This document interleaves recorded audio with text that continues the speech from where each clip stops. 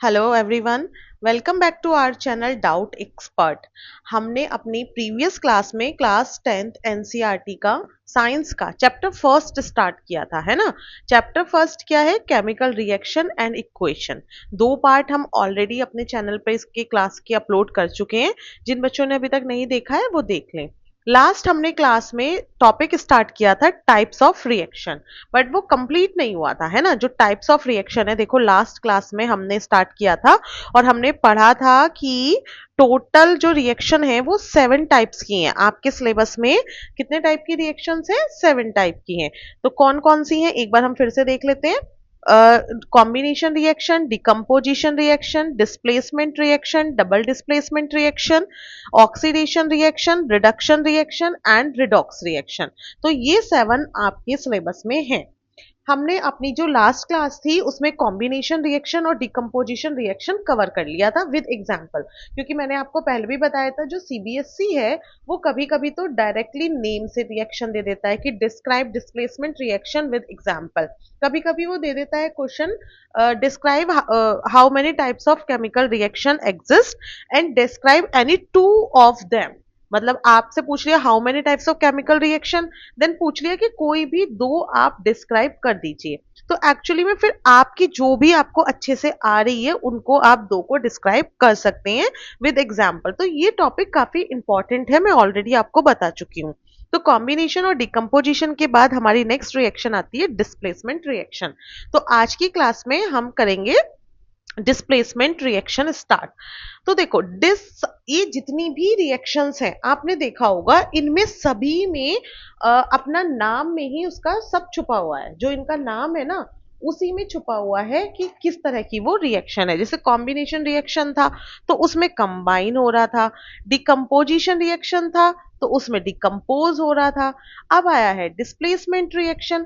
तो जो displacement reaction है उसका मतलब इसमें क्या है? कुछ डिस्प्लेस होगा। डिस्प्लेसमेंट नाम है तो कुछ ना कुछ डिस्प्लेस होगा।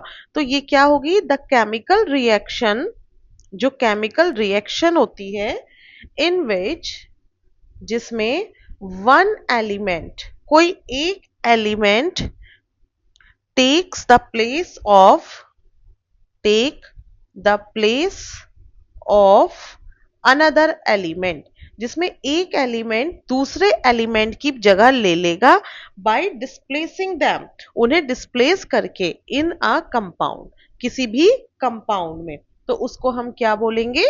Is called displacement reaction. ये वो रिएक्शन है जिसमें एक एलिमेंट दूसरे एलिमेंट की जगह ले लेगा, उसको क्या करके? डिस्प्लेस करके। तो उसको क्या, उस रिएक्शन को हम क्या बोलेंगे? Displacement reaction. जैसे कि आपने आपकी एनसीईआरटीज में कुछ एग्जाम्पल दिए हुए हैं, बट उससे पहले हम एक बेसिक एग्जाम्पल से समझेंगे कि जिंक, जिंक को जब हम सल्फ्यूरिक एसिड, सल्फ्यूरिक एसिड का क्या सॉरी सल्फ्यूरिक एसिड का क्या फॉर्मूला होता है? H2SO4। तो जब जिंक सल्फ्यूरिक एसिड से रिएक्ट करेगा तो क्या होगा कि जिंक इस H2 को डिस्प्लेस कर देगा। क्या कर देगा? डिस्प्लेस कर देगा और अपने आप आके SO4 से ऐड हो जाएगा और क्या बना लेगा? Zinc sulphate. यहाँ पे उसने क्या फॉर्म कर लिया है? Zinc sulphate. और ये जो H2 थी ये अलग गैस की फॉर्म में रिलीज हो जाएगी, ये हाइड्रोजन गैस अलग हो जाएगी। तो आपने देखा कि कैसे जिंक ने सल्फ्यूरिक एसिड में से हाइड्रोजन को डिस्प्लेस करके जिंक सल्फेट बना लिया और हाइड्रोजन गैस को अलग कर दिया। इसी को क्या बोलेंगे? Displacement reaction. आपके पास कुछ क्वेश्चंस ऐसे आएंगे कि आपको आइडेंटिफाई करना पड़ेगा किस टाइप की रिएक्शन है। मैं लास्ट में उस तरह के क्वेश्चन आपको दूंगी प्रैक्टिस के लिए। तो उसमें क्या है, आपको रिएक्शन को देख के समझना होगा कि किस टाइप की रिएक्शन। जैसे मान लो ये रिएक्शन आ जाए तो आप देख रहे हैं कि यहां से जिंक यहां आ गया, इसका मतलब डिस्प्लेस हुआ है। तो ये कौन सी रिएक्शन हो गई? ये डिस्प्लेसमेंट रिएक्शन हो गई। ऐसे ही आपसे क्वेश्चंस पूछे जाते हैं। इसकी जो और एग्जाम्पल एनसीईआरटी में दिए हुए हैं वो भी हम कंसिडर करेंगे, बिकॉज एनसीईआरटी से ही ज्यादा इक्वेशंस या केमिकल रिएक्शन आती हैं। जैसे कि आयरन, आयरन की जब हम कॉपर सल्फेट से रिएक्शन कराएंगे, कॉपर सल्फेट CuSO4, तो आप क्या देखेंगे कि आयरन ने कॉपर को डिस्प्लेस किया और बना लिया FeSO4 यानी कि आयरन सल्फेट, और कॉपर बेचारा अलग होके बाहर आ गया। कॉपर क्या हो गया, निकल के बाहर आ गया। तो देख रहे हैं कैसे आयरन ने कॉपर सल्फेट में से कॉपर को डिस्प्लेस किया। अच्छा, कौन किसे डिस्प्लेस करेगा, क्यों डिस्प्लेस करेगा, ये भी हम आपको बताएंगे कि ऐसा तो है नहीं कि कोई किसी को भी डिस्प्लेस कर देगा, इसका भी कुछ ना कुछ लॉजिक होगा। तो अभी हम इस वीडियो में, इस क्लास में आपको आगे ये बताएंगे कौन किसको डिस्प्लेस करेगा। ठीक है, तो ये आपने देख लिया, आयरन ने कॉपर को डिस्प्लेस किया और आयरन सल्फेट बना लिया। इसका मतलब ये कौन सी रिएक्शन हो गई है, ये भी डिस्प्लेसमेंट रिएक्शन का एग्जाम्पल हो गया है। सेम अगर हम देखेंगे जिंक की रिएक्शन कराएंगे कॉपर सल्फेट से, तो जिंक भी क्या करेगा, कॉपर को डिस्प्लेस करेगा और ये बना लेगा जिंक सल्फेट, और इधर आ गया कॉपर अलग, बेचारा अलग सा निकल के आ गया सॉलिड फॉर्म में।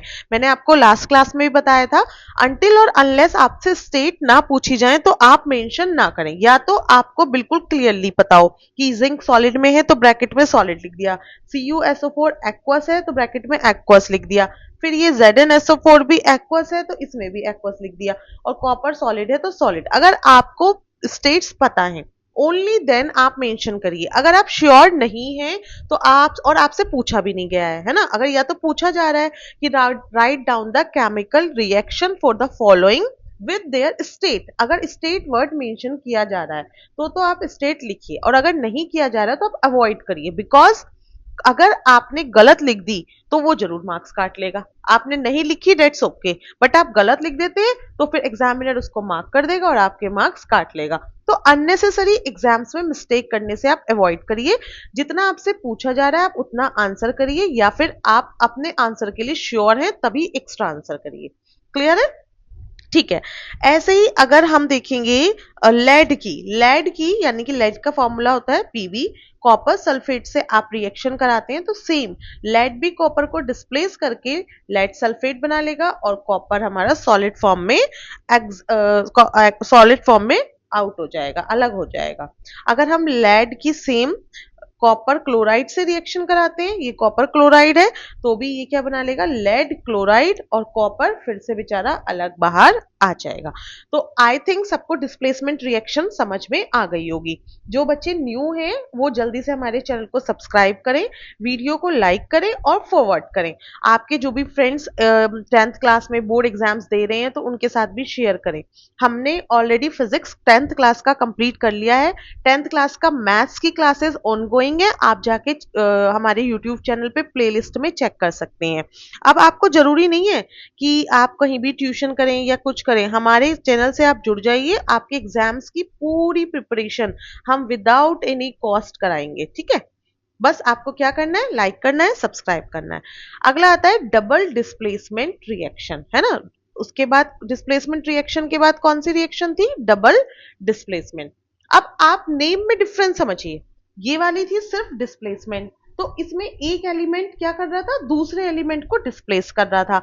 अब आ गई है डबल डिस्प्लेसमेंट, इसका मतलब क्या होगा कि कोई दो एलिमेंट्स का डिस्प्लेसमेंट होगा, है ना, सिंगल का नहीं होगा। अब क्या होगा, डबल का डिस्प्लेसमेंट होगा। जो इनके रिएक्शंस के नेम है ना, उसी में ही सब कुछ छुपा हुआ है। तो इसकी अगर हम एक बार डेफिनेशन देख लें, देखो डेफिनेशन ना जरूर आनी चाहिए, क्वेश्चन में आपसे पूछी जाती है, तो आपको डेफिनेशन एग्जाम्पल के साथ साथ डेफिनेशन भी पता होनी चाहिए।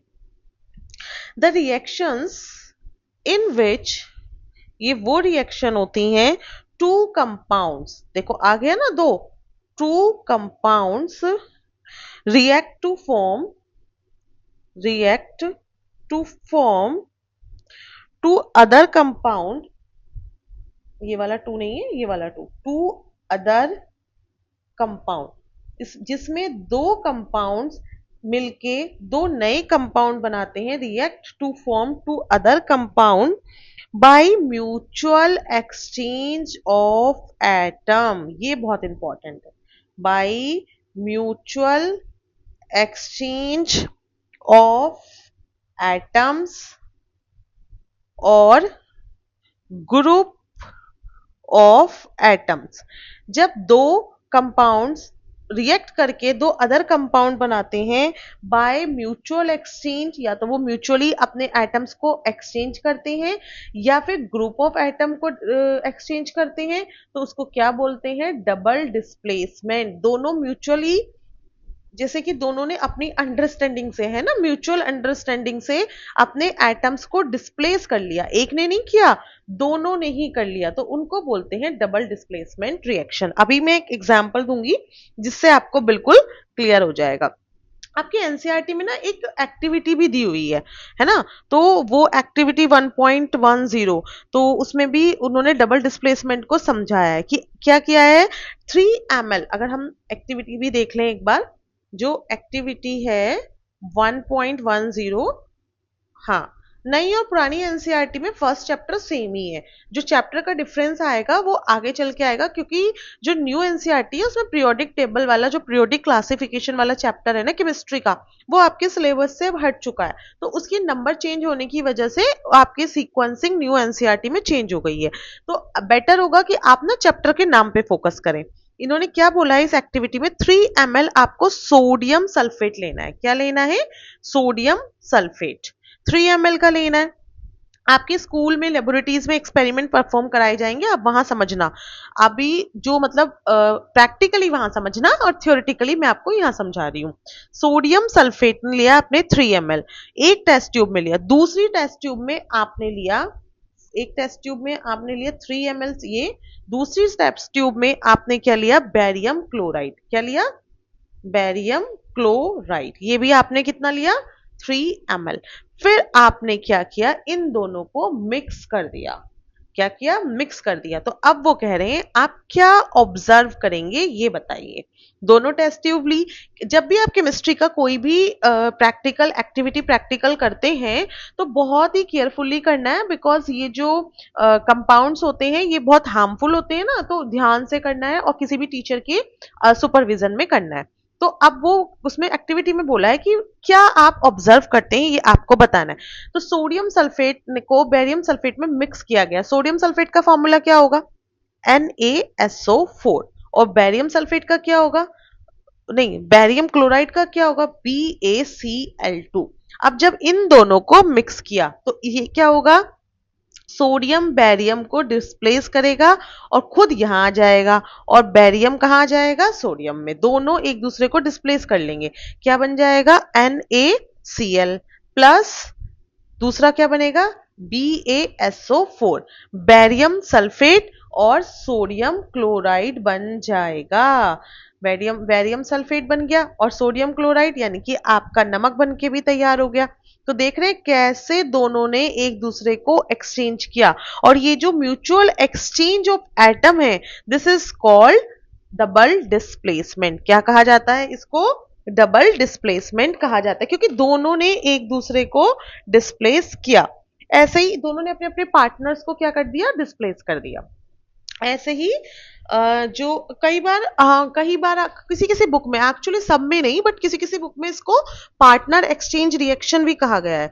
मेन आपके डबल डिस्प्लेसमेंट के नाम से ही आएगी। जैसे एक और एग्जांपल से हम समझते हैं, AgNO3 यानी कि सिल्वर नाइट्रेट, ये सोडियम क्लोराइड से रिएक्ट करती है NaCl, तो ये क्या बनाएगा, AgCl, यानी कि इसने इसको, मैंने गलत जगह एरो लगा दिया है ना, ये Ag ने Na को डिस्प्लेस कर दिया और Na Ag की जगह आ गया, तो क्या बन गया यहाँ पे, AgCl बन गया प्लस NaNO3, सोडियम नाइट्रेट बन गया। तो यहां से जो सोडियम नाइट्रेट है वो फॉर्म हो गया, और AgCl हमारा सिल्वर क्लोराइड जो है प्रेसिपिटेट की फॉर्म में नीचे बैठ जाएगा। अब आप यहां से सोच रहे होंगे कि कौन किसको कैसे हटा रहा है, ये क्या चक्कर है। तो आप एक चीज समझ लीजिए, जो ज्यादा स्ट्रांग होगा वही तो वीक को हटा सकता है ना। वीक तो अभी आप दो लोगों में लड़ाई हो जाए, ठीक है, तो जो स्ट्रांग होगा वो वीक को मार पीट के एक तरफ को कर देगा, हटा देगा, और जो वीक है वो बेचारा क्या होगा, मान ही जाएगा फिर, है ना। तो ऐसे ही मेटल्स में है, मेटल्स में जो ज्यादा रिएक्टिव है, जिसकी रिएक्टिविटी ज्यादा है, वो कम रिएक्टिव मेटल को डिस्प्लेस कर देगा। More reactive metal displace less reactive metal. जो मोर रिएक्टिव मेटल है वो लेस रिएक्टिव मेटल को क्या कर देगा, डिस्प्लेस कर देगा। अब रिएक्टिव है वो कैसे हमें पता चलेगा, तो एक होती है मेटल की रिएक्टिविटी सीरीज। क्या होती है, रिएक्टिविटी सीरीज ऑफ मेटल। आपको याद करने के लिए मैं बता रही हूं कि कौन सा मेटल ज्यादा रिएक्टिव होता है और कौन सा मेटल कम रिएक्टिव होता है, तो वो बताती है reactivity series of metals, metals की रिएक्टिविटी सीरीज। इसमें क्या होता है, सबको सिंबल से याद है, मैं यहाँ पे पूरा नाम नहीं लिख रही हूँ। अगर फिर भी किसी को डाउट आ रहा है तो आप कमेंट सेक्शन में पूछ सकते हैं या हमें व्हाट्सएप पे भी आप पूछ सकते हैं। पोटेशियम सबसे ज्यादा रिएक्टिव है, then sodium, then barium, then calcium. Do one thing, मैं एक काम करती हूँ, यहाँ पे आपको कंफ्यूजन हो जाएगा, मैं नेक्स्ट पेज में पूरे में एक साथ लिखती हूँ तो सारी एक साथ ही आ जाएंगी, है ना। ये है हमारी रिएक्टिविटी।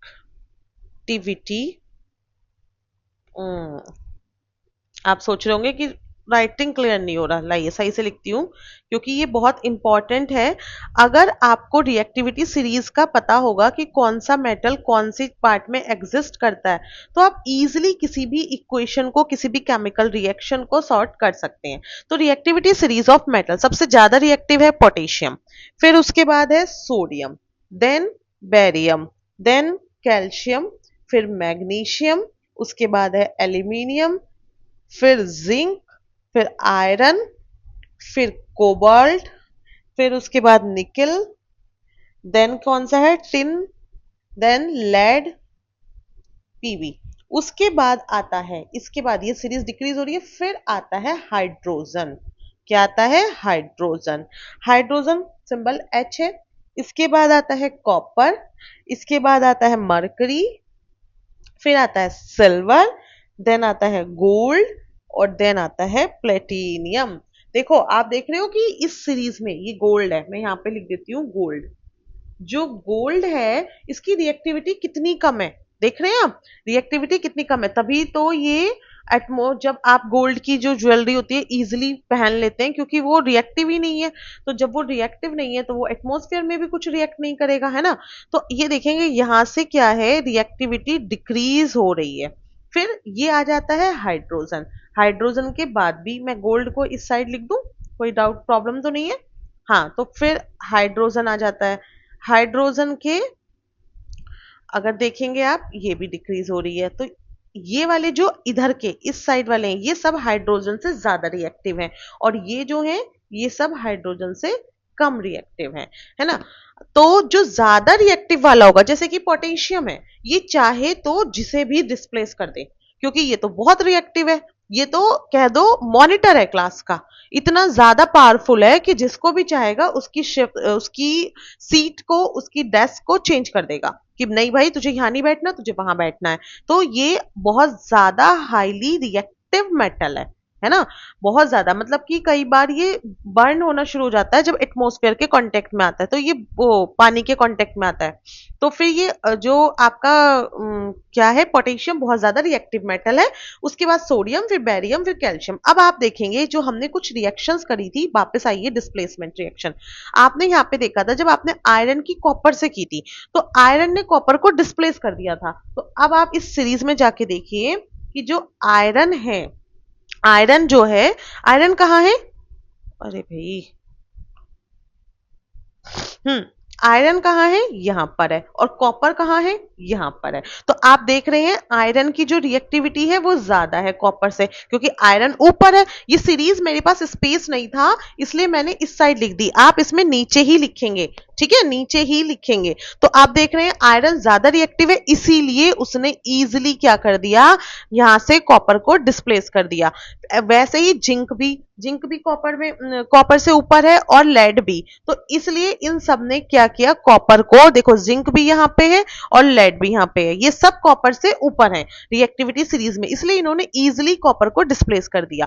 अभी अगर हम बात करते सिल्वर की, तो सिल्वर कॉपर को नहीं डिस्प्लेस कर पाता क्योंकि सिल्वर की रिएक्टिविटी कॉपर से कम है। कॉपर सिल्वर को डिस्प्लेस कर सकता था लेकिन सिल्वर कॉपर को नहीं कर पाता। अभी देखो ऐसे ही यहाँ पे सोडियम ने बेरियम को कर लिया आराम से, क्योंकि सोडियम ज्यादा रिएक्टिव है। तो आप ये बात ध्यान रखेंगे, जो ज्यादा रिएक्टिव मेटल होगा वो कम रिएक्टिव मेटल को इजीली किसी भी केमिकल रिएक्शन में क्या कर सकता है, डिस्प्लेस कर सकता है। जैसे कि अगर अभी मैं यहाँ पे बोल दूं, जैसे कलर एक मिनट चेंज करेंगे, यहाँ पे हम बोल दें कि Cu प्लस ZnSO4 है, कॉपर की अगर हम जिंक से रिएक्शन कराएं तो क्या रिएक्शन होगी। अब देखो कॉपर तो यहाँ पर है और जिंक है यहाँ पे। आप देख रहे हैं कि जिंक की जो रिएक्टिविटी है, वो बहुत ज्यादा है कॉपर की रिएक्टिविटी से। तो क्या कॉपर जिंक को डिस्प्लेस कर पाएगा? भाई कॉपर तो वीक है, डिस्प्लेस नहीं कर पाएगा, तो कोई रिएक्शन नहीं होगी। क्या हो जाएगा? नो रिएक्शन, क्योंकि कॉपर जिंक को डिस्प्लेस ही नहीं कर पाएगा, तो जब नो रिएक्शन हो जाएगी। वहीं पे अगर वहीं ये तो हो गई नो रिएक्शन, अगर यहीं पे Zn प्लस CuSO4 हो जाता तो जिंक तो बहुत पावरफुल है, वो तो कॉपर को एकदम डिस्प्लेस कर देता, तो बना लेता ZnSO4 plus Cu। This is the role of reactivity of a series, की जो मेटल ज्यादा रिएक्टिव होगा वो इजिली किसी भी लो रिएक्टिव मेटल को क्या कर देगा, डिस्प्लेस कर देगा। ठीक है। अब मुझे लगता है आपको डबल डिस्प्लेसमेंट और सिंगल डिस्प्लेसमेंट में कोई भी प्रॉब्लम नहीं आनी चाहिए। और जिन बच्चों को सीरीज याद नहीं है वो सीरीज याद कर ले, रिएक्टिविटी सीरीज। ये रिएक्टिविटी सीरीज क्या है? अरेंजमेंट है। मैं इसकी डेफिनेशन यहां लिख देती हूँ, कलर चेंज करके लिखेंगे, हाईलाइटेड रहेगी। ये क्या है? द अरेंजमेंट ऑफ मेटल्स, जो मेटल्स हैं उनका अरेंजमेंट है in the decreasing decreasing order of their reactivities. जो अरेंजमेंट है मेटल्स का in the decreasing order of their reactivities is called reactivity series of metal. उसको क्या बोलेंगे? Reactivity series of metal. यहां आपने देख लिया कि कैसे हमने उनको, कैसे वो अरेंज है लो रिएक्टिविटी की फॉर्म में। क्लियर है? अब हम अपनी नेक्स्ट रिएक्शन की तरफ बढ़ते हैं। नेक्स्ट रिएक्शन कौन सी है? अगर हम यहां से जाके देखें, हमने 4 कर लिए ना, डिस्प्लेसमेंट भी हो गई, डबल डिस्प्लेसमेंट। अब आती है ऑक्सीडेशन, फिर रिडक्शन और रिडॉक्स। 3 रिएक्शंस हमारी बची हुई हैं। तो हमारी जो नेक्स्ट रिएक्शन है ऑक्सीडेशन रिएक्शन। ठीक है, यहां लिखते हैं कौन सी रिएक्शन चल रही है, फोर्थ चल रही है, फिफ्थ चल रही है, चलो जो भी है, oxidation reaction I think fifth होगी। ठीक है, तो ऑक्सीडेशन रिएक्शंस कौन सी रिएक्शन होती हैं, अब हमें ये समझना है। ऑक्सीडेशन के नाम से आप क्या समझ रहे हैं कि कुछ ऑक्सीजन का ही झोल है इसमें, है ना? कुछ ना कुछ ऐसी चीज है जिसमें ऑक्सीजन का कोई खेल है। तो अगर हम डेफिनेशन लिखेंगे, एडिशन ऑफ, चलो मैं प्रॉपर लिखवाती हूँ, oxidation reaction is a reaction which involves, जो इसमें क्या होता है, which involves addition of oxygen and removal of hydrogen। क्या रिमूव हो रहा है? हाइड्रोजन का रिमूवल हो रहा है और एडिशन हो रहा है ऑक्सीजन का। अगर किसी भी रिएक्शन में ऑक्सीजन ऐड हो रही है, दैट मीन्स वो कौन सी रिएक्शन है? Oxidation reaction. बट कई बार हम सिर्फ ऑक्सीजन का तो कहीं देते नहीं है, किसी रिएक्शन में हाइड्रोजन का रिमूवल हो रहा होता है, तो जल्दी जल्दी में हम ध्यान नहीं देते और हम उसको समझ ही नहीं पाते ये ऑक्सीडेशन रिएक्शन है। तो आपको दोनों बातें याद रखनी है, which involves addition of oxygen and removal of hydrogen. जैसे कि एग्जाम्पल हम इसका समझाएंगे, जैसे ये है कॉपर ऑक्साइड, अगर हम इसको हाइड्रोजन से रिएक्ट कर रहे हैं तो ये आप यहाँ पे देखेंगे क्या बना रहा है, ये फॉर्म कर रहा है Cu प्लस H2O। क्या बना रहा है? Cu plus H2O। आप देख रहे हैं यहाँ पे क्या हुआ, ये सॉरी, इधर क्या हुआ है? एडिशन ऑफ ऑक्सीजन हुआ है, तो ये क्या हो गई है? Oxidation reaction. क्या हो गई है? ये ऑक्सीडेशन रिएक्शन। इसके बाद मैं इस जो ये वाली जो इक्वेशन है ना केमिकल रिएक्शन, इस पे मैं अभी वापस आऊंगी। बट अभी के लिए आप ये समझिए, हाइड्रोजन में यहाँ तो कोई ऑक्सीजन था नहीं, left hand side, right hand side oxygen आ गया है, तो यानी कि ऑक्सीजन का एडिशन हुआ है, और जब एडिशन हुआ है तो वो कौन सी रिएक्शन बन गई है? ऑक्सीडेशन रिएक्शन बन गई है। एक और एग्जांपल से समझते हैं।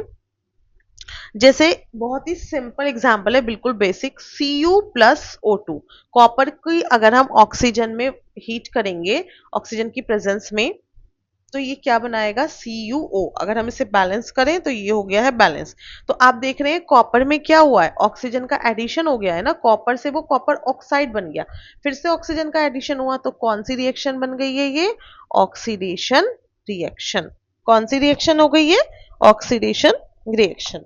तो ये होती है एडिशन ऑफ ऑक्सीजन। अब एक एग्जांपल में हम समझते हैं रिमूवल ऑफ हाइड्रोजन। जैसे कि H2S हाइड्रोजन सल्फाइड है, उसको जब हम ऑक्सीजन की प्रेजेंस में बर्न करेंगे तो क्या बन जाएगा? H2O plus 2S। यानी कि इसको अगर हम, ये हमने बैलेंस कर दिया है, तो ये हो गया। ठीक है, क्लियर। अब आप यहां देखेंगे ये हाइड्रोजन सल्फाइड था, यहां जाके सिर्फ सल्फाइड हो गया। ये क्या हो रहा है? रिमूवल हो रहा है हाइड्रोजन का, हाइड्रोजन हट रही है। तो हमारी डेफिनेशन में क्लियर था कि रिमूवल ऑफ हाइड्रोजन भी होता है, तो भी वो कौन सी रिएक्शन होगी? Oxidation reaction. मैं आपको इतनी ज्यादा पहचान इसलिए करवा रही हूँ बिकॉज आपका क्वेश्चन आता है जिसमें रिएक्शंस मिक्स लिखी रहती हैं और आपको आइडेंटिफाई करनी होती है कि ये कौन सी रिएक्शन है। और आप तभी आइडेंटिफाई कर सकते हैं जब आपको कॉन्सेप्ट बिल्कुल क्लियर होगा। और ये चैप्टर का कॉन्सेप्ट है, निचोड़ है, आपको 11th में 12th में इतना बेसिक में कोई नहीं पढ़ाएगा। तो आप समझ लीजिए, अगर आपने यहां समझ लिया तो आगे तक का आपका क्लियर आउट हो गया। ठीक है, तो हो गया, रिमूवल ऑफ हाइड्रोजन हो रहा है तो भी ये कौन सी रिएक्शन होगी? ऑक्सीडेशन। आप ये ना समझे कि अगर सिर्फ एडिशन ऑफ ऑक्सीजन हो रहा है तभी वो ऑक्सीडेशन रिएक्शन होगी, है ना। फिर उसके बाद हमारी जो ऑक्सीडेशन रिएक्शन, सबको क्लियर है? हाँ, इस रिएक्शन पे मैं अभी वापस आऊंगी, मेंशन करके जा रही हूँ। फिर अगली हमारी सिक्स इस पे आते हैं रिएक्शन पे, रिडक्शन। क्या नाम है? Reduction reaction. ऑक्सीडेशन पढ़ ली, अब आती है रिडक्शन। रिडक्शन के नाम से समझ में आ रहा है कि कुछ ना कुछ रिड्यूस हो रहा है। तो ये कौन सी रिएक्शन होती है? ये अपोजिट होती है ऑक्सीडेशन के, विच इन्वॉल्व्स, उसमें क्या हो रहा था? एडिशन ऑफ ऑक्सीजन हो रहा था और रिमूवल ऑफ हाइड्रोजन हो रहा था। इसमें क्या होगा? Addition of, which involves addition of hydrogen and removal of oxygen. अगर ऑक्सीजन रिमूव हो रही है ना, ऑक्सीजन रिमूव हो रही है और हाइड्रोजन ऐड हो रही है, तो कौन सी रिएक्शन हो गई है? Reduction reaction. यानी कि ये बिल्कुल अपोजिट है, किसके? Opposite to oxidation. ऑक्सीडेशन के बिल्कुल अपोजिट है रिडक्शन। अब मैं इसको आपको एग्जांपल से समझाती हूँ। जैसे कि पहले चलो हम एनसीईआरटी का एग्जांपल लेते हैं। हाँ, एनसीईआरटी में आपके एक एग्जांपल दिया हुआ है कि ये वाला Cu copper oxide plus H2 will give copper plus H2O। आप यहाँ पे देख रहे हैं कि क्या हुआ है? इसमें रिमूवल हुआ है ऑक्सीजन का। ये कॉपर ऑक्साइड थी और ये बन गया कॉपर। क्या हो गया यहाँ पे? Removal of oxygen. और जब रिमूवल ऑफ ऑक्सीजन हो रहा है तो कौन सी रिएक्शन हो गई? रिडक्शन। कौन सी रिएक्शन हो गई है? ये रिडक्शन रिएक्शन हो गई है। समझ में आ गया है? क्लियर है ये चीज? जहां पे भी रिमूवल होगा ऑक्सीजन का और एडिशन होगा हाइड्रोजन का, वो रिएक्शन होंगी ऑक्सीडेशन, वो रिएक्शन होंगी रिडक्शन रिएक्शन। ठीक है। अब एक और एग्जांपल है जिसमें एडिशन ऑफ हाइड्रोजन समझेंगे, जैसे कि H2 प्लस S। अगर आप हाइड्रोजन की सल्फर से रिएक्शन कराएंगे तो ये हो गया H2S। इसमें आपने देखा कि सल्फर में एडिशन ऑफ हाइड्रोजन हो गया, है ना, एडिशन ऑफ हाइड्रोजन, हाइड्रोजन इसमें ऐड हो गया, तो ये भी कौन सी रिएक्शन हो गई है? रिडक्शन।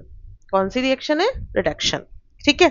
ऐसे ही काफी सारे एग्जाम्पल हैं। Cl2 plus H2S will give HCl plus S। यहाँ पे आप देखो कि ये जो क्लोरीन था, क्लोरीन में क्या हुआ है, क्लोरीन में हुआ है एडिशन ऑफ हाइड्रोजन, तो ये भी कौन सी रिएक्शन हो गई है, रिडक्शन रिएक्शन हो गई है। अब जो हमने ये वाली इक्वेशन पढ़ी देखी थी लास्ट अभी ऑक्सीडेशन में, आप यहाँ पे नोटिस करेंगे कि मैंने लिखा था H2 में ऑक्सीजन ऐड हुई तो ये बन गई थी ऑक्सीडेशन रिएक्शन। मैंने बोला था वापस आएंगे इस पे, आ गए। H2 में ऑक्सीजन ऐड हुआ तो बन गया H2O, और एडिशन ऑफ ऑक्सीजन हुआ तो रिएक्शन बन गई ऑक्सीडेशन।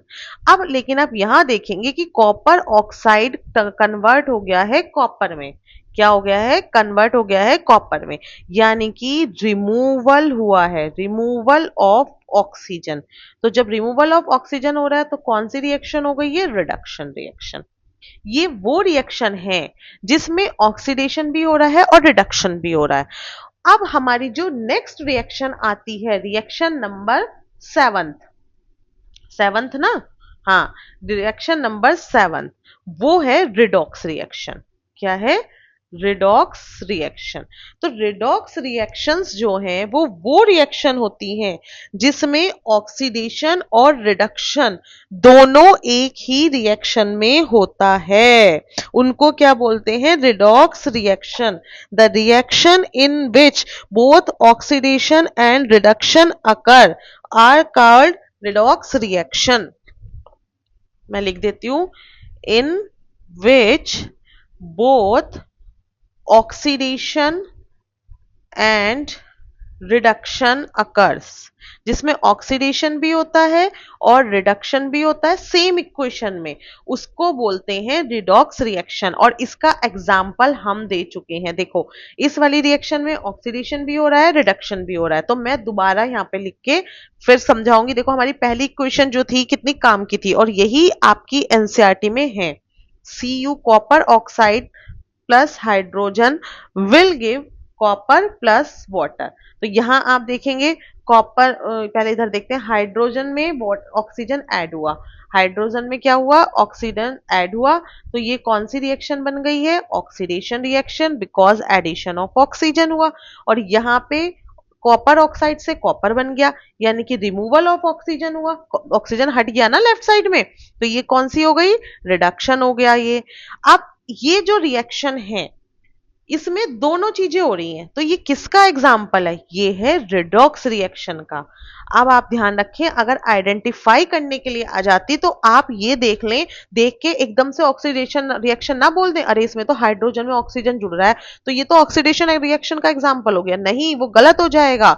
या आप देख लें कि कॉपर ऑक्साइड में से ऑक्सीजन हटके कॉपर बन रहा है तो ये तो रिडक्शन का हो गया, वो भी गलत हो जाएगा। ये एक्चुअल में किसका एग्जाम्पल है, रिडॉक्स रिएक्शन का, बिकॉज इसमें बोथ ऑक्सीडेशन और रिडक्शन एक साथ हो रहे हैं।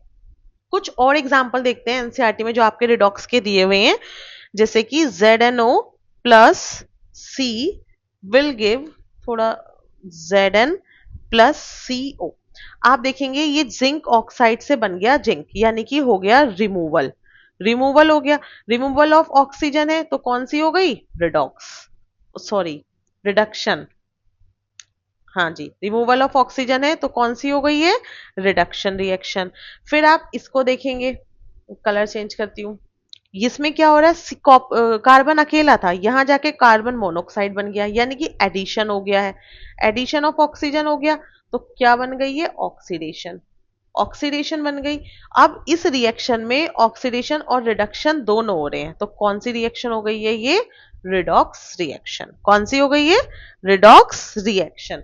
तो रिडॉक्स रिएक्शन को अगर आपने समझना है तो इसको बिल्कुल प्रॉपरली आप डायग्राम बना के लिख के, मतलब प्रॉपर आप लिखेंगे जब आपके एग्जाम में आएगा, और विद एग्जाम्पल आप समझाएंगे, बिकॉज योर प्रेजेंटेशन मैटर। लिखते सब बच्चे एक ही चीज है, प्रेजेंटेशन बहुत ज्यादा मैटर करता है। जैसे कि ये आया एडिशन ऑफ ऑक्सीजन, तो ये हो गया ऑक्सीडेशन, फिर आप इधर लिखेंगे रिमूवल ऑफ ऑक्सीजन, यानी कि ये रिडक्शन, और ये एग्जाम्पल हो गया कौन सी रिएक्शन का, रिडॉक्स रिएक्शन।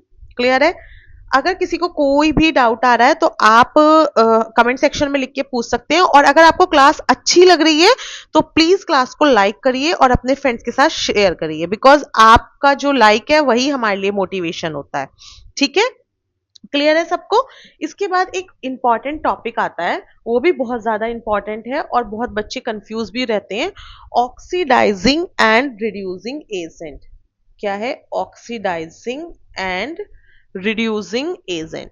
अब इसमें ना हमने समझ लिया कि डिस्प्लेसमेंट रिएक्शन हो रही है, डबल डिस्प्लेसमेंट रिएक्शन हो रही है, तो कुछ इसमें ऑक्सीडेशन हो रहा है, रिडक्शन हो रहा है। तो ऑक्सीडेशन और रिडक्शन जब हो रहा है तो इसमें कोई एजेंट भी होते हैं, है ना।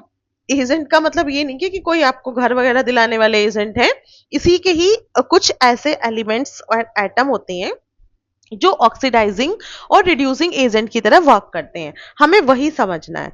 अब ये कौन से होते हैं? तो जो सब्सटेंस विच गेट्स ऑक्सीडाइज, मतलब बिल्कुल उल्टा है, आप ये समझिए, जो सब्सटेंस विच गेट्स रिड्यूस, जो खुद रिड्यूस हो जाते हैं, उनको तो बोलेंगे द सब्सटेंस। पहले मैं आपको डेफिनेशन लिख देती हूँ। विच गेट्स रिड्यूस्ड, जो खुद क्या हो रहे हैं? रिड्यूस्ड हो रहे हैं, कॉल्ड ऑक्सीडाइजिंग एजेंट।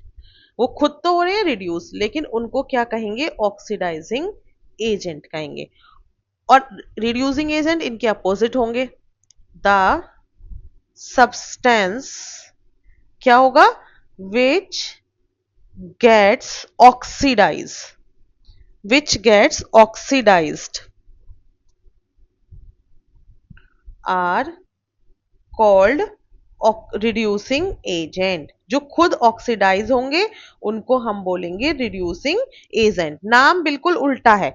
जो जो ऑक्सीडाइजिंग एजेंट है वो खुद रिड्यूस हो रहे हैं, और जो रिड्यूसिंग एजेंट है वो खुद क्या हो रहे हैं? ऑक्सीडाइज हो रहे हैं। अब जैसे कि आप वापस आओ किसी रिएक्शन पे, जैसे कि चलो हम यही वाली रिएक्शन लेते हैं जो हमारी बहुत फेमस रिएक्शन है, ये वाली। इसी को मैं लिखती हूँ फिर से, ये शुरू से चली आ रही है ना। अरे what happens, sorry, CuO plus H2 will give Cu plus H2O। बिल्कुल कंफ्यूज होने की जरूरत नहीं है। सबसे पहले मार्क करेंगे क्या क्या हो रहा है। ये देखो, ये कॉपर ऑक्साइड कॉपर में चेंज हो रहा है। हाँ, गलत मार्क हो गया। कॉपर ऑक्साइड कॉपर में चेंज हो रहा है, यानी कि रिमूवल हो रहा है ऑक्सीजन का। सब चीजें मैं लिखूंगी जिससे आपको समझ में आए। रिमूवल ऑफ ऑक्सीजन, इसका मतलब कौन सी है? रिडक्शन। क्या हो रहा है? रिडक्शन हो रहा है। फिर ये यहाँ पे क्या हो रहा है? एडिशन हो रहा है, addition of oxygen, that means oxidation. क्या हो रहा है? ये ऑक्सीडेशन। अब आप यहां पे देखिए, अब हमें पहचानने हैं एजेंट। एजेंट निकाल के लेके आने हैं, तो सबसे पहले ये देखिए कौन सा सब्सटेंस रिड्यूस हो रहा है। ये वाला जो था, देखो ये यहाँ पे लेफ्ट साइड में कॉपर ऑक्साइड था, यहां जाके बेचारा सिर्फ कॉपर बचा, सिर्फ कॉपर बचा। तो इसका मतलब ये कॉपर ऑक्साइड क्या हो गया? रिड्यूस हो गया। और जब ये रिड्यूस हो गया, क्योंकि यहाँ तो ये पूरा कॉपर ऑक्साइड था, यहां जाके खाली कॉपर, समझ रहे हैं ना कैसे रिड्यूस हुआ। तो ये कौन सा एजेंट हो गया? Oxidising agent. कौन सा एजेंट हो गया ये? Oxidising agent. अब H2 पे आइए, यहाँ पे तो ये अकेला H2 था और यहां जाके बन गया H2O। ये तो क्या हो गया? ऑक्सीडाइज हो गया। H2 क्या हो गया? ऑक्सीडाइज हो गया। तो ये कौन सा एजेंट बन गया? नाम उल्टा है ना, रिड्यूसिंग एजेंट। क्योंकि इसने क्या किया, देखो आप ऐसे भी समझ सकते हैं इसे रिड्यूसिंग एजेंट क्यों कहा, क्योंकि इसने कॉपर ऑक्साइड को रिड्यूस कर दिया और खुद को गेन कर लिया, इसलिए ये रिड्यूसिंग एजेंट बन गया। और ये ऑक्सीडाइजिंग एजेंट क्यों बना? क्योंकि इसने क्या करा? हाइड्रोजन को ऑक्सीडाइज कर दिया, इसलिए ये ऑक्सीडाइजिंग एजेंट है। बट आप कंफ्यूजन ना हो इसलिए मैं आपको ऐसे ही समझाऊंगी। ये समझिए कि ऑक्सीडाइजिंग एजेंट वो एजेंट होते हैं, वो सब्सटेंस होते हैं जो रिड्यूस हो जाते हैं, आप ये ध्यान रखिए। और रिड्यूसिंग एजेंट वो होते हैं जो ऑक्सीडाइज हो जाते हैं। तो यहाँ पे कौन रिड्यूस हो रहा है? कॉपर ऑक्साइड रिड्यूस होके कॉपर बन रहा है, तो ये अपोजिट हो गया, ऑक्सीडाइजिंग एजेंट। और हाइड्रोजन जो था वो ऑक्सीडाइज होके वाटर बन गया, H2O। तो ये कौन सा एजेंट हो गया? Reducing agent. क्लियर है? एजेंट पहचानने में किसी को कोई कंफ्यूजन तो नहीं है? अगर कंफ्यूजन है तो आप पूछ सकते हैं, एक बार नहीं 100 बार पूछिए, ठीक है। क्योंकि जितनी बार आप पूछेंगे आपका डाउट तभी क्लियर होगा। एक और एग्जांपल हम ले लेते हैं, जैसे कि Na+Cl2 है, Na+Cl2। चलो ये वाला एग्जाम्पल नहीं लेंगे, हम आपकी एनसीईआरटी का ही एग्जाम्पल लेंगे, सिंपल। ज्यादा हमें एनसीईआरटी से बाहर जाना ही नहीं है। जैसे कि ये है ZnO, जिंक ऑक्साइड।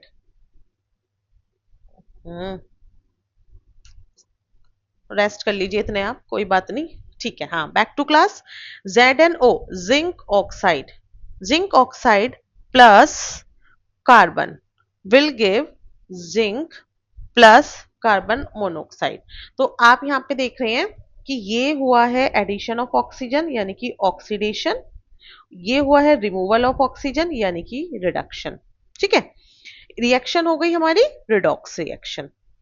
अब आप देखेंगे यहाँ पे ये सब्सटेंस क्या हो गया है, जिंक ऑक्साइड था लेफ्ट साइड में, इधर जाके बन गया है सिर्फ जिंक, इधर जाके क्या बन गया है, सिर्फ जिंक बन गया है, यानी कि ये सब्सटेंस रिड्यूस हो गया है। तो जब ये रिड्यूस हुआ तो ये क्या बन गया, oxidising agent, oxidising agent.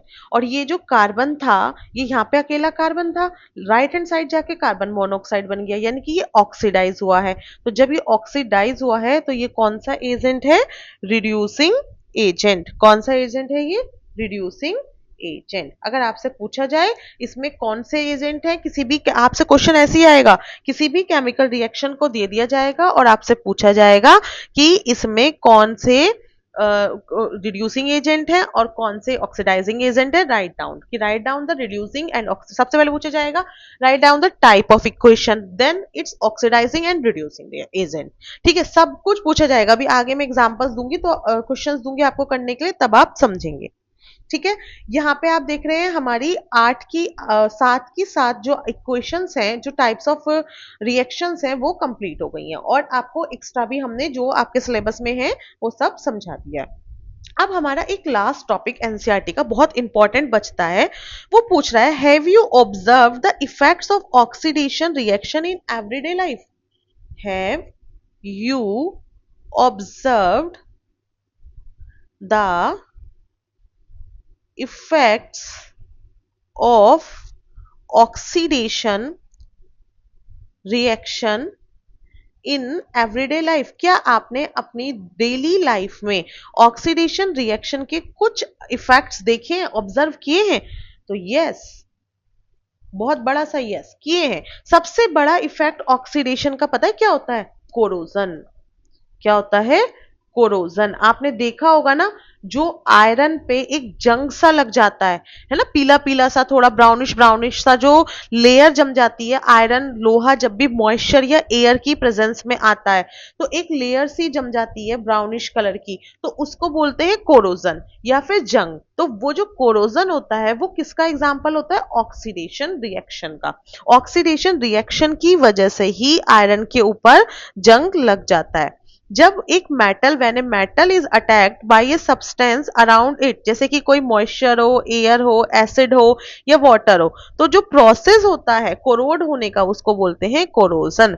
Rusting of iron, blackening of silver, silver काली काली पड़ जाती है ना, जैसे आप देखा होगा कि गर्ल्स या कोई भी एंकलेट जैसे पहनते हैं फीमेल्स, तो उसमें आपने नोटिस किया होगा कि कुछ दिन बाद जो वो एंकलेट्स हैं वो हल्की हल्की ब्लैकिश होने लगती हैं।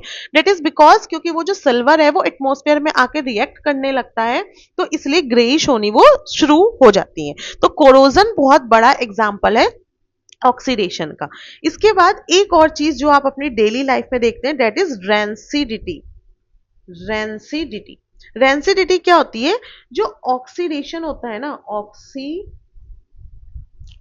ऑफ फैट, जो फैट का, ऑयल्स का ऑक्सीडेशन होता है हमारे फूड में, जिसकी वजह से खाना खराब हो जाता है। ऑक्सीडेशन,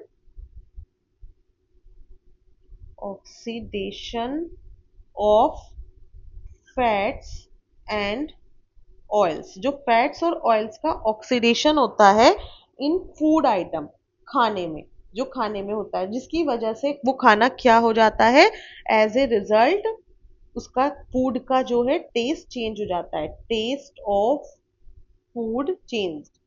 देखा होगा कभी कभी खाना रखा हुआ है ना, आपने उसको गर्म करना भूल गए, उसका टेस्ट भी चेंज हो जाता है, उसकी स्मेल भी चेंज हो जाती है, क्योंकि वो रेंसिडिट हो जाती है, उसमें वो खराब हो जाता है, तो उसको बोलते हैं रेंसिडिटी। अब जो ये रेंसिडिटी होता है, ये क्यों होता है? क्योंकि ऑक्सीडेशन, उस खाने में ऑक्सीडेशन रिएक्शन अकर हो जाती है। अब इसको प्रिवेंट करने के भी कुछ मेथड है। मेथड टू प्रिवेंट रेंसिडिटी, मैं टॉपिक लिखूंगी, जो खाना खराब हो गया या और भी कुछ फूड आइटम है वो खराब हो गए, तो इसके जो मेथड्स हैं, मेथड्स टू प्रिवेंट रेंसिडिटी। आजकल तो आप देख रहे हैं हर एक चीज में जो पैक्ड आइटम है सब में प्रिजर्वेटिव्स ऐड कर देते हैं। ऑल्दो वो प्रिजर्वेटिव आपके खाने को तो सेव कर लेते हैं, खराब होने से बचा लेते हैं, बट वो आपकी हेल्थ पे जरूर नेगेटिव इफेक्ट पहुंचाते हैं। क्योंकि आप नॉर्मली कोई भी फूड आइटम देखेंगे तो उसको कितना स्टोर कर सकते हैं आप, है ना? ऐसा थोड़ी ना कि साल साल भर या 6-6 महीने स्टोर करके बैठे हैं, तो वो सब प्रिजर्वेटिव्स ऐड कर रहे हैं। डेली जो हम अपने घर में यूज करते हैं, कौन सा मेथड यूज करते हैं रेंसिडिटी को प्रिवेंट करने का? एक तो हम रेफ्रिजरेटर, है ना, रेफ्रिजरेटर में हम क्या, फ्रिज में फूड को रखते हैं, food item is stored in refrigerator, ठीक है। एक हम लिखते हैं एयर टाइट कंटेनर में, जैसे कुछ कुछ चीज तो मॉइस्चर के उसमें आके ही खराब हो जाती है, तो एयर टाइट कंटेनर में जिस आइटम को हम स्टोर करते हैं वो मॉइस्चर के साथ नहीं रिएक्ट करता, तो वो भी कुछ टाइम तक स्टोर रह सकता है। और जो इंडस्ट्रीज वगैरह हैं वो क्या करती हैं, जो food item, packing food item है ना, जैसे कि वेफर्स, पोटैटो चिप्स, इसमें नाइट्रोजन गैस फिल करती हैं।